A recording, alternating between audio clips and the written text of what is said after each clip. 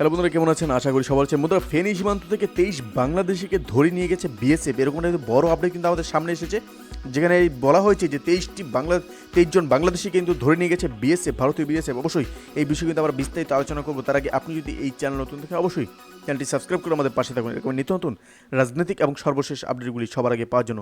তাহলে চলো বন্ধুরা, শুরু করা যাক। ফেনীর ছাগলনাইয়ার সীমান্ত এলাকায় কিন্তু 23 বাংলাদেশিকে ধরে নিয়ে গেছে ভারতের সীমান্তরক্ষী বাহিনী বিএসএফ। সোমবার কিন্তু দিনগত রাত 2টোর দিকে বাংলাদেশ ভারত সীমান্তের 99 নং পিলার সংলগ্ন পূর্ব ছায়ালগ্ন সীমান্তে কিন্তু এই ঘটনা ঘটে। আর মঙ্গলবার কিন্তু বিজিবি বিএসএফ পতাকা বৈঠক হলেও এ বিষয়ে কিন্তু কোনো সুরাহা হয়নি।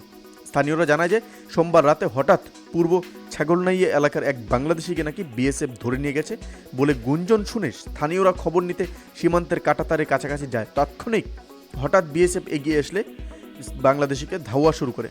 এক পর্যায়ে তারা সেখান থেকে 23 বাংলাদেশিকে ধরে নিয়ে যায়। যাদের ধরে নিয়ে গেছে তাদের নাম হয়েছে রাইসুল ইসলাম, শামীম, হারুন, লিটন, মাইনুদ্দিন, রাধানগর এলাকার মহসিন, কাজী রিপন এবং আরও অন্যান্য প্রমুখরা সেখানে ছিলেন।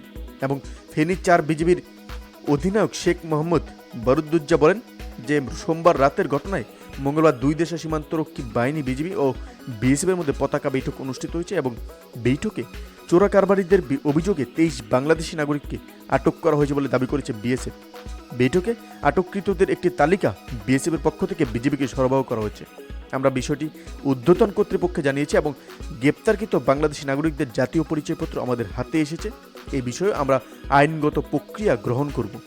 বন্ধুরা, এই ছিল আমাদের একটা ছোট্ট আপডেট, যেটি আপনাদের সামনে তুলে দিলাম। অবশ্যই এই আপডেট সম্পর্কে আপনার কি মতামত, এবং 23 জন বাংলাদেশিকে যে ভারতীয় বিএসএফ ধরে নিয়েছে এই বিষয়ে আপনাদের কি মতামত সেটি আমাদের কমেন্টে জানতে ভুলবেন না। ভালো থাকবেন, সুস্থ থাকবেন, ধন্যবাদ।